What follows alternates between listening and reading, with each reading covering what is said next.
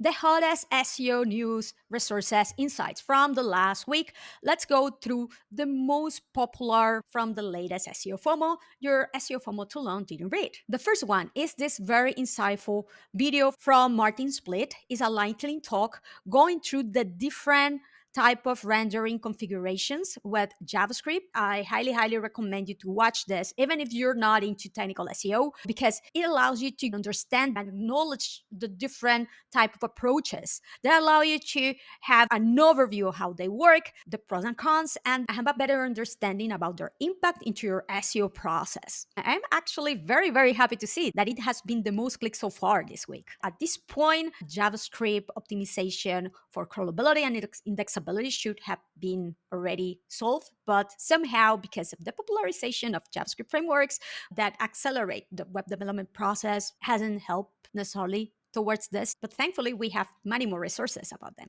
The next most popular resource from this week is the Pareto Principle of SEO, written by Pat Ahern. Thank you for writing and putting this together, because it pretty much applies the Pareto principle to SEO, which is 20% of your implementations are going to drive the 80% of the impact. So it is fundamental to prioritize what actually matters. And he goes through how many times he has asked to SEO specialists to do an assessment of websites, and they recommend to fix everything, when we know how in real life this is rather unlikely to happen because of limited resources, limited time, etc., and how realistically most of the things that could be improved are not necessarily going to be impactful towards what actually matters to that particular site in their own particular context and goals. And that is why it is fundamental to apply prioritization principles in SEO. And he goes through how he does it following the Pareto principle when going through an SEO analysis and audit. If you're just starting an SEO, I have to say,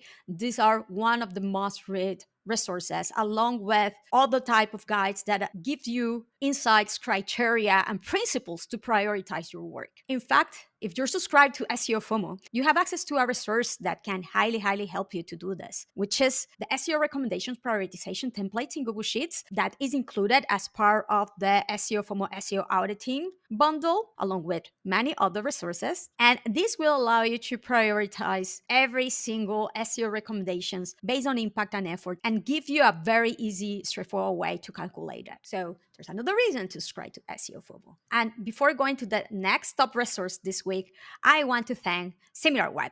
SimilarWeb, in case you don't know it yet, is a digital intelligence platform that gives you insights into competitors, market, industries, and audiences. If you follow me in social, you probably see that I share insights many times using SimilarWeb data. It's so very helpful. So go and take a look at it. Head to similarweb.com and give it a try. The other most popular resource this week is this very useful combo of guide plus tool from Nick Leroy about 9 reasons you're failing your SEO job interviews and how to fix them. So I love this because Nick doesn't only give you the most common reasons of why SEO professionals end up failing at interviews, but it also provides actionable recommendations of what you can do about them. And besides the article, Nick has also created an SEO interview simulator where you can select among different type of roles and you can practice for your SEO interviews. Finally, the last most popular resource is this new learningseo.io section going through Reddit for SEO guidelines and tips. We have seen a lot of these tips about, now you need to get on Reddit because Google is giving it so much visibility in SERPs. So this is a great way to maximize your visibility. I have to say that I would recommend you to get into Reddit, not necessarily just as a purely SEO tactic, but more as part of your community or social media strategy, just like what you do already with YouTube or Instagram or LinkedIn, for example. The extra visibility in the SERPs will be then a byproduct of all of this engagement that is driven by a real community social media strategy behind that you should align your optimizations effort with. In fact, even if we know that Google has been giving more and more visibility to Reddit in the last few years, especially in the last year, and here's the data from SimilarWeb of how it has been improving, the reality is that it started to drop since the beginning of the year. What this should mean? Should you then just stop engaging in Reddit in case you started in December? You shouldn't. There should be many more reasons for you to engage in Reddit. What it is important is to go through a few marketing questions about your audience there, the goals that you will have, the type of conversations in there.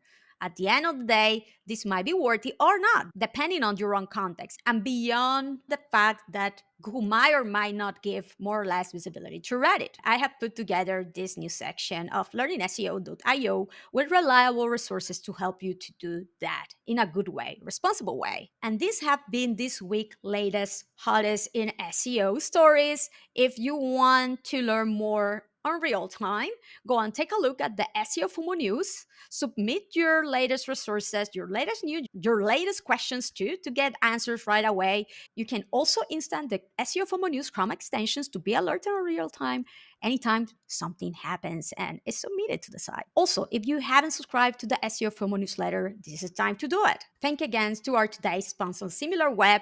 Thank you for watching and subscribe to not miss out. Until the next week.